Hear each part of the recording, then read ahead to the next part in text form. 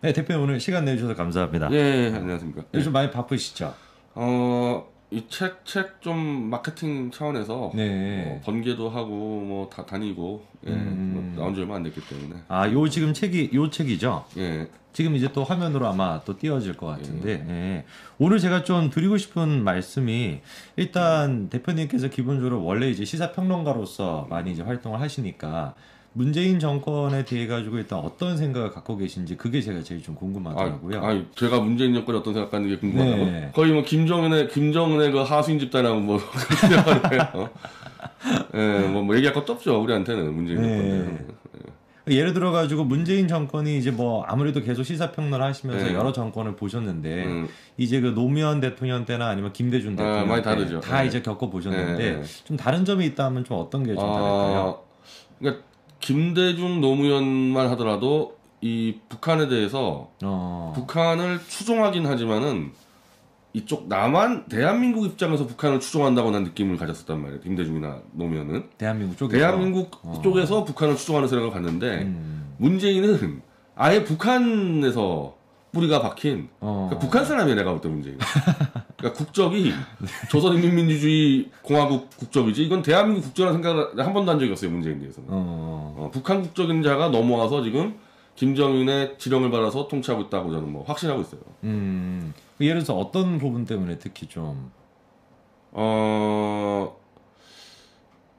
예를 들면은 그 김대중이나 노무현만 하더라도 네. 저만 지난번에 이제 그때를 확신했는데 이 트럼프하고 김정은이 회담이 약간 뭐 좀 뭐 되니 안 되니 했을 때 네네. 야 비밀리에 저 판문점을 넘어가가지고 김정은이하고 밀담을 하고 들어온다.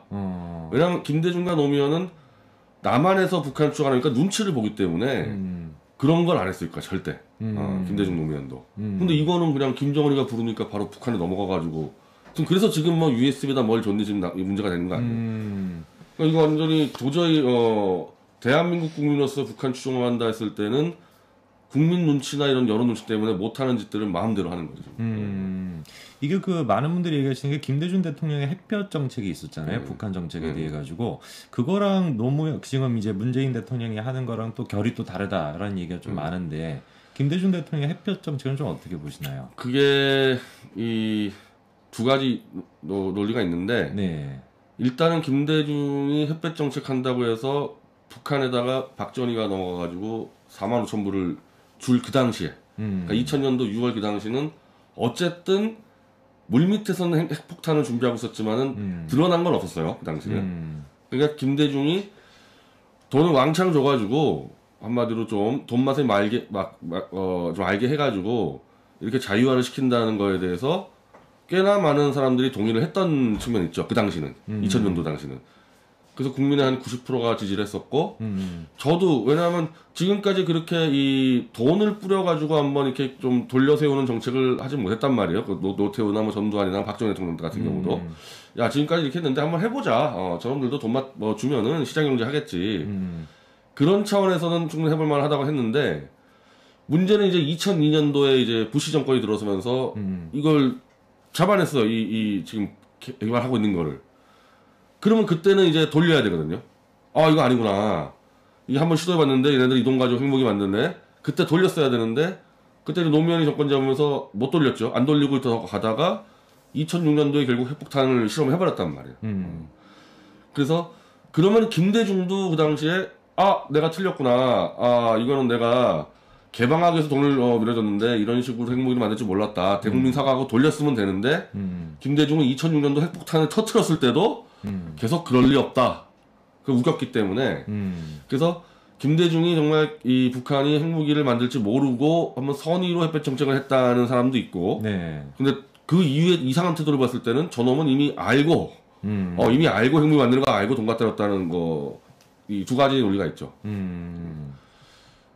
그러면 이게 지금 봤었을 때 문재인 정권이 이제 처음 이제 탄생이 됐을 때 그때부터 대표님께서는 현재 지금 나타나는 이런 식의 모습을 좀 예측을 하셨었나요? 좀 그렇죠. 당연히 알았죠. 그냥 2007년도에 노무현이 막판에 평양 갔을 때 그 당시에 이제 NLL 가지고 이제 문제가 터졌었잖아요. 네. NLL 이제 무력화시키는 기획안은 다 문재인이 있기 때문에 그 당시에. 그래서 문재인하고 문정인 등등이 네네. 그때 다 이것들은 저 김대중 노무현하고 비교도 안 되는 자들이구나. 이미 다 드러나서 노무현 막판회담이 아예 영토를 무너뜨린 정도의 그 말을 얻었단 말이에요. 그 준비한 팀이 다 문재인 정권에 들어왔으니까 이제 그 짓을 하겠구나. 노무현 때 못했던 짓을. 근데 사실 다행히 미국 쪽 트럼프 대통령이 그런대로 적당히 이 당근과 채찍으로 막아서 그렇지 그때 만약에 예를 들면 오바마였다고 했으면 굉장히 위험할 뻔했었죠. 트럼프 대통령이랑 이제 그 김정은이랑 문재인 요 관계도 굉장히 좀 얘기가 좀 많은데 특히나 이번에 그 싱가포르 회담 같은 경우도 보면은 선거를 이렇게 걸쳐가지고 또 해가지고 논란이 좀 많았잖아요. 어느 선거? 우리나라 선거? 네. 그거는 사실 미국 쪽에서는 가만 안 하죠, 당연히. 대한민국의 지자체 선거를 자기들 외교 스케줄에 뭐 감안하겠어요? 뭐 그렇게 주장하는 사람도 있는데, 그건 말도 안 되는 얘기고. 예. 그럼 사실상 이제 트럼프 대통령이 김정은에 대해서는 그래도 견제 역할을 충실하게 하고 있었다고 보시는 거예요? 완전히 끊었죠. 완전히 이른바 이 북한 물자를 끊어버려가지고 네. 사실 더 움직이지 못하게 막아놓고 그 대신에 또 말은 또 굉장히 이 포용적으로 하면서 도발 못하게 막고 그래서 차근차근 이제 이 북한을 점령에 들어가는 계획이었다고 보죠. 그러니까 어떤 분들은 이제 트럼프 대통령의 그 워딩을 보고서 그게 사실상 김정은이랑 한패인 거 아니냐 이렇게 이제 보시는 분들도 많은데 현실적으로 북한에 대해서 제재는 충실하게 하고 있었다고 보시네요. 그러니까 오바마 때도 제재를 했는데 오바마 때 제재는 무의미한 제재들이에요. 다 의미 없는 제재였고 실제로 숨통을 끄는 제재 같은 경우들은 다 트럼프 대통령이 한 거죠. 거기서 완전 죄어놓고 말은 막 계속 이렇게 말은 뭐 마치 뭐 맨날 마이 프렌드 그러는데 하는 행동은 다 끊어버렸죠. 말만 그렇게 하고 실질적으로는 다 견제를 하고 있었다. 그래서 꼼짝 못했죠. 김정은이가. 사실 미사일도 못 쐈고 핵실험도 못했고 사실 조금만 더 밀고 갔었으면 이제 미군이 이제 북한에 들어가서 해체 작업 들어가고 이렇게 갈 텐데 지금 트럼프 대통령이 이제 낭만해가지고 이게 좀 걱정이죠 문제가. 지금 이제 문재인 정권의 가장 큰 문제라고 많은 분들이 지적하시는 게 이제 자유민주주의 국가를 파괴하고 있다. 이게 이제 가장 원론적인 얘기고. 그게 이제 파괴가 되는 이유 자체가 법치주의가 무시가 되고 있다라는 거거든요. 예를 들어서 김명수 이제 대법원장 사태도 마찬가지인 거고.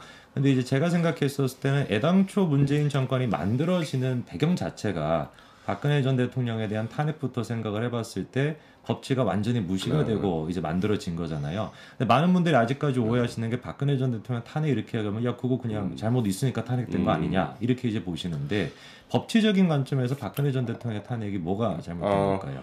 예를 들면은 박 대통령이 탄핵이 안 당하고 그냥 쭉 갔었으면은 임기가 1년 남았는데 저는 그래도 문재인이 당선될 가능성이 높았다고 봐요.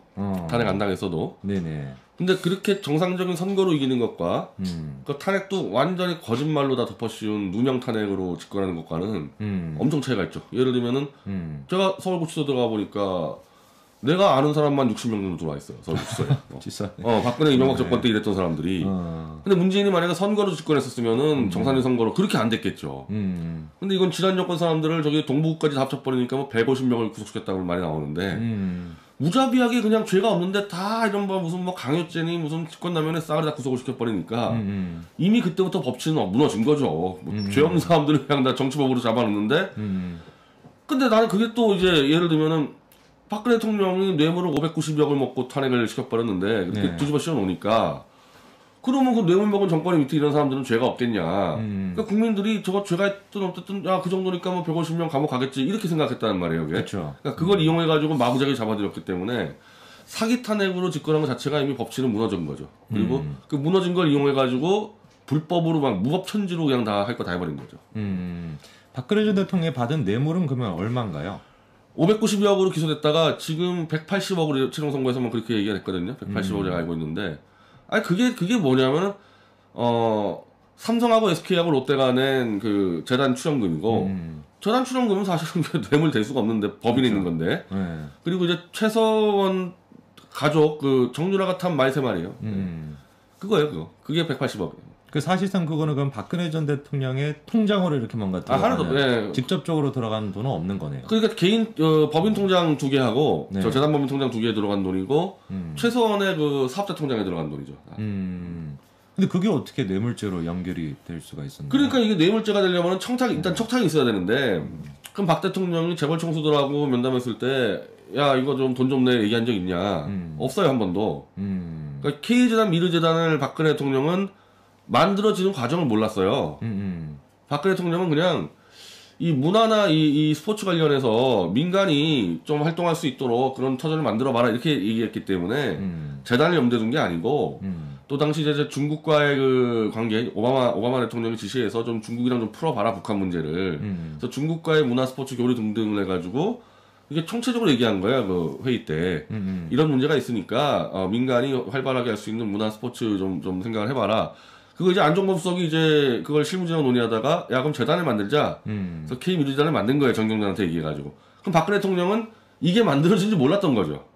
네, 몰랐고 딱 만들어지고 나니까 이건 뭐냐 그러니까 이제 안종범이 설명했을 거 아닙니까? 야 이거는 대기업들이 자발적으로 만든 겁니다. 그러니까 박근혜 대통령 그럼 고마운 일이네 이 끝이에요.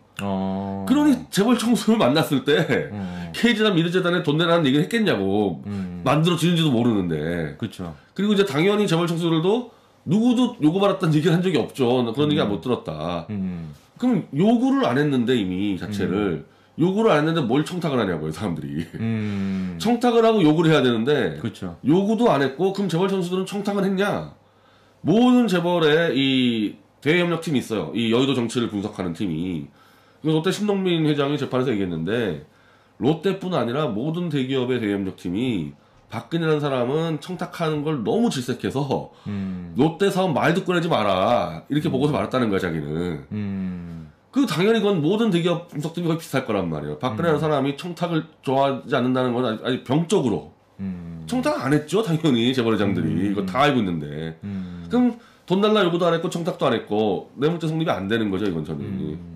그 당시에서 박영수 특검에 내세웠던 논리가 묵시적 청탁이라는. 그러니까 묵시적으로 묵시적으로 해서 그 얘기는 이지용 회장하고 대담할 때 예를 들면 이제 청와대 비서진이 지금 이지용이가 뭘 하고 있고 뭘 지금 고민하고 있는지를 자료를 줄 거 아니에요.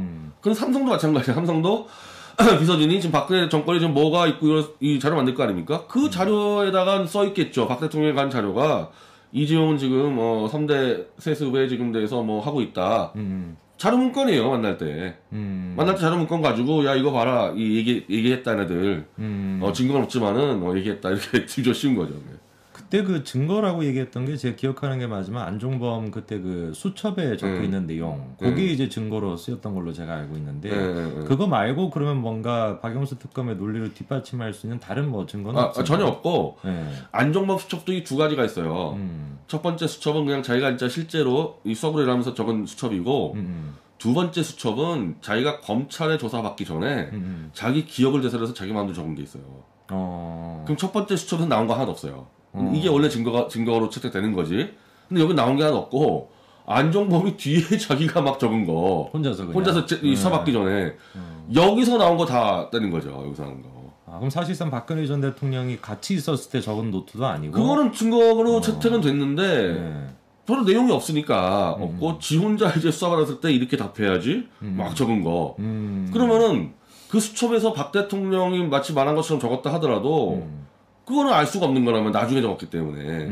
그래서 수첩은 사실 그래서 엄밀히 말하면은 증거 채택이 안 됐어요. 그 두 번째 건 사실은 안 됐는데 그걸 이제 1심 재판에서 막 어정쩡하게 이거는 그냥 전문 증거로 볼 수 있다. 그러니까 들은 내용으로 그냥 볼 수 있다. 이래가지고 어정쩡하게 갔는데 실제로는 거기 있는 거로 다 때려버렸죠. 원래 그걸로 하면 안 되는 건데. 그리고 박근혜 전 대통령에 대한 또 이제 혐의가 있었던 게 횡령죄잖아요. 특수활동비를 국가 이제 뭐 손실죄다. 그것도 뇌물죄로 들어왔다고? 그것도 같이. 그것도 뇌물죄로 넣었어요. 근데 제가 이해하고 있는 게 횡령죄라고 하는 게 원래 이제 그 회계 업무와 관련된 사람한테 적용이 되는 기본적인 법인데 대통령한테 그게 어떻게 적용이 될 수 있는가? 그게 막 법이 왔다 갔다 하다가 그러니까 국정원 이거 특활비 얘기를 결국 최종적으로 대법원에서는 뇌물죄로 얘기했어요. 뇌물죄로. 그러니까 국정원장들이 국정원의 활동비를 박 대통령의 뇌물로 주고 청탁했다는 얘기가 하는 거죠. 그러니까 원래 이제 관행적으로 있었던 특수활동비를 그렇게 뇌물로 좀 엮은 거네요. 그러니까 정말 이게 그나마 2심에서는 그게 바로 이제 차라리 이 횡령으로 뺐었는데 뇌물로 엮기 위해서 대법원이 또 그거를 장난을 쳐가지고 아니 국정원장들이 박근혜 대통령 어떻게 보면 부하 직원이에요. 국정원은 이 대통령 직속 기관이니까 뭘 뇌물을 바치냐고. 직속 부하인데 뇌물 바치려면 이제 저쪽 기업이나 바치는 거지. 직속 부하가 뭘 뇌물을 바쳐요. 그렇죠. 상하관계. 네, 상하관계니까 무조건 대통령 지시를 들어야 되는 거니까. 그럼 박 대통령은 아니 그러니까 이 국정원의 특수활동비를 청와대로 쓴다는 게 어디서 들었기 때문에 쉬었겠죠, 박 대통령이. 그러니까 이명박 때부터 한 거예요. 그 이명박은 또 들었을 거 아니에요? 당연히 노무현 때부터 했던 거야. 그럼 노무현은 김대중 때부터 했던 거야. 그러니까 네. 아니 누군가 했으니까 따라했겠지 그거를. 네. 그래서 그거를 총괄관리한 이현수 이제 기조실장이 제 감옥 옆방에 있었는데 이 사람은 그 업무만 했어요. 20년간 국정원에서. 그래서 자기가 얘기했대 재판부에서 자기가 처음 맡은 데 김대중 때였는데 그 전에도 했겠지 와 있을 때부터. 그러니까 자기 전임자가 그렇게 하는 거다. 그래서 김대중 때부터 했다는 거야. 이 국정원 특수활동비를 청와대 돌리는 거를. 근데 당연히 이거는 원래 하는 거니까 뭐 죄의식도 없었고 약간 이상하긴 한데 국정원이라는 것은 원래 뭐 워낙에 기밀하게 대통령을 보좌해야 되는 것이니까 뭐 하는 거다 달라고 주는 거였죠. 그럼 이게 지금 나와 있는 혐의만 보더라도 다 지금 말이 안 되는데 이것들을 논리를 억지로 만들어내고 수사를 끝까지 관철시켜가지고 당시 관련돼 있는 수십 명의 사람들을 감옥으로 보낸 사람 게 지금 현재 윤석열 검찰총장이잖아요. 일단 특검 당시 수사팀장이었고, 그렇죠. 특검의 박영수 특검인데 원래 특검 수사는 특검과 특검보가 해야 되거든요. 네. 안 했어요 수사를 둘이. 특검보. 윤석열 수사팀장만 다 해가지고 저 최순실의 그 이경재 변호사가 엄청 항의하고 이제 헌법소송 낸다 그러더라고요. 특검과 특검보로 임명한 사람이 기소하고 이렇게 해야 되는데 예를 들면은 박근혜 대통령 30년 구형을 누가 읽었냐면은 한동훈이가 읽었어요. 한동훈 검사장이. 그게 안 된다는 거야. 특검이나 특검보가 와가지고 저 구형해야 되는데 얘네들 나타나지도 않고 윤석열하고 한동훈이 다 했다는 거죠. 그러니까 이게 불법 특검이고 어쨌든 모든 조작 수사는 윤석열 한동훈이 다 했다고 보면 되는 거죠. 그러면 그 지금 윤석열 검찰총장이 현재 지금 이제 보수 우파 쪽에서는 차기 대권 후보로 지금 유력하게 거론되고 있는데 그 점에 대해서는 처음부터 좀 그러면 의구심을 갖고 이건 말도 안 되는 얘기고 그거 공작이에요 공작. 예, 그건 중앙일보 쪽의 정치 공작이에요. 그 중앙일보의 그 전영기 논설실장이 이 태극기설계 침투해가지고 이쪽에 있는 배신자들 끌고 가서 윤석열 만세에 정치 공작을 했어요. 그래서 지금 약발 떨어져가지고 이제 깨먹 같은 조사에서는 윤석열이 이제 지지율이 한 자리 나오거든요. 그렇죠. 근데 이제 전영기 그 노설실장이 시사전으로 옮겨갔는데 편집장으로 거기서 또 윤석열가 또 1위예요.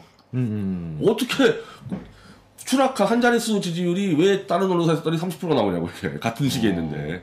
그게 안 그래도 그런 얘기가 있더라고요. 어디는 9%가 나오고 네. 어디는 30%. 30%에서 이재명도 이기는 걸로 나오고. 그렇죠. 완전히 중앙일보의 정치 공작이에요, 저거. 그 정치 공작에 태극기 있었던 이 머저리들이 따라간 거죠. 그럼 중앙일보 어떤데요? 탄핵의 주범들인데. 그래서 윤석열을 띄워서 탄핵의 진실을 파묻겠다는 거 전략이에요, 중앙일보는. 실제로 우리가 탄핵 무효가 힘이 약해진 게 윤석열 대통령 만세 부르면서 없어졌거든요. 이상하잖아. 박근혜 대통령 사랑해요 하면서 대통령을 30년을 잡아놓은 그놈을 대통령 만들자 하니까 이 말이 안 되니까 보수가 거기서부터 무너졌죠. 이 탄핵 무효 대우가. 그때 지금 그 언론사에 대한 얘기를 좀 해주신다 보니까 떠오르는 게 이 중앙일보, 조선일보가 그때 박근혜 전 대통령 탄핵에 굉장히 앞장섰던 걸로 기억이 나거든요. 네. 그 이제 우병우 전 수석에 대해서 보도하는 것도 마찬가지인 거고 왜 도대체 그때 이렇게 갈등 국면이 있었던 건가요? 보수 정당이랑? 중앙과 일단 이 조선은 원래 보수 정권 들어오면은 그 청와대 인사에 개입을 하고 여러 가지 뭐 광고 사면 이런 것도 빼먹고 하는데 박근혜 대통령이 이제 그런 거를 잘 안 한 거죠. 그런 거 잘 안 해. 언론과의 비즈니스 관계를 터줘야 되는데 이제 그런 거를 안 하니까 이제 좀 열이 받은 상태에서 이제 중앙과 이제 조선은 좀 큰 그림을 그렸는데 야 이거 우리가 다 힘 합쳐가지고 대통령 만들어 봐야 대통령 되면은 우리 개무시하고 안 되겠다. 우리가 직접 이 정권을 좌지우지할 수 있는 내각제를 한번 해보자. 난 그렇게 결탁을 했다고 봐요. 그래서 큰 그림을 그려서 조선이 먼저 최순실하고 고영태 건을 터트리면서 밀고 가면서 이 중앙이 바로 뒤에 따라서 이 태블릿 PC를 터트려가지고 탄핵에 불을 질렀고 결국 탄핵을 관철시키면서 제가 여의도에서 이제 20년째로 있는데 이 정치 취재하면서 아무리 조중동이 설쳐도 원래 여의도에 있는 이 보수 정치 세력 지금은 저 피플파워인데 얘네들이 주도를 했어요. 그러니까 조중동에 끌려왔어 지금까지는. 근데 탄핵 사건 이후로는 조중동이 이 여의도 정치를 끌고 가요. 관계 역전된 거야. 그러니까 탄핵 누가 했어? 조선중앙 우리가 했지 니네가 한 게 뭐 있어 이렇게 밀어붙이면서 지금 어쨌든 이 정당들을 탄핵 세력이 지금 장악하고 있잖아요. 탄핵도 다 쫓겨났고 그러니까 탄핵 세력의 대빵들인 조중동이 여기 끌고 가는 거죠 정당을. 그래서 앉혀진 게 김종인이에요. 그 당내에서 그렇게 반발했는데 조선중앙동아가 사선 한 번씩 쓰니까 그냥 바로 관철됐거든요. 그러니까 현재는 여의도 보수 정치를 조중동이 끌고 간다 탄핵 이후로는. 그 내각제에 대한 얘기를 좀 해주셨는데 방금 당시 이제 박근혜 전 대통령이 김무성 이제 그 부분이랑 또 많이 갈등이 있었잖아요. 그 갈등의 핵심에 내각제 이제 그 개헌이 있었던 건데 그 부분을 조금만 더 설명해 주실 수 있나요? 그러니까 이제 이 조중동 입장에서는 정권만 대통령제 같은 경우는 대통령으로 권력이 몰리는 건 맞단 말이에요. 그럼 못 나눠 먹어 조중동이 나눠 먹으려고 들어오는 거고 이제 김무성, 박지원, 이재호 이런 자들은 절대 대통령은 안 되는데 개파는 늘 갖고 있는 애들. 그럼 이 개파 보스들이 이제 대통령제에서 제일 짜증 나는 거거든. 자기가 개파 보스 해가지고 대통령 만들어 놓으면은 대통령 다 먹지 않냐? 난 뭐냐? 장관 하나 뭐 만들어 주지 않고. 그래서 이 개파 보스들이 이 옛날부터 이제 이 내각제를 꿈꿨죠. 그 중에 대표적인 인물이 이제 김종필 같은 사람이죠. 대통령은 안 되는데 늘 이 힘이 있는 사람. 그때부터 내각제가 됐는데. 그때 당시 탄핵할 당시에는 바로 이제 김무성, 이재호 저쪽에 박지원 등등이 짠 거죠. 기회 났다. 박근혜 대통령 마지막에 한번 탄핵해보자. 그리고 박 대통령은 아마 현직 대통령 중에서 정권 말기에 내각제 개헌을 반대한 거의 유일한 대통령이에요. 원래 이 현직들이 이 대통령제를 좋아하다가 임기 말 되면 내각제 하고 싶어 하거든요. 왜냐하면 이제 자기가 퇴임하면은 뭐 정권 넘어가면 죽을 수도 있고. 그렇죠. 또 이제 퇴임하고도 뒤에서 이제 개파보스로 될 수 있으니까 영향을 행사하고 그래서 일본 같은 경우는 그 총리가 그만둬도 개파보스로 있다가 또 총리도 하잖아요. 아베가 총리 2번 하고 그러지 않습니까? 그 지금 뭐 스가가 좀 하지만은 아베가 또 뒤에서 하잖아요. 그러니까 이 현직 대통령들이 정권 말기는 내각제를 개헌하고 싶어 하거든요. 다 그랬어요 지금까지. 근데 박근혜 대통령은 그거를 자꾸 중임제를 얘기하니까 도저히 말이 안 되니까 이제 탄핵을 할 수밖에 없었던 거죠. 그래서 김무성 그때 그쪽이 탄핵에 찬성하고 박근혜 전 대통령을 배신했던 거네요. 핵심은 내각제 문제예요. 본인도 그렇게 얘기하더라고 본인도. 박근혜 대통령을 탄핵시켜서 반기문을 허수아비 대통령 내각제 하려고 그랬다. 본인이 그렇게 얘기하더라고요. 김무성 본인도? 네.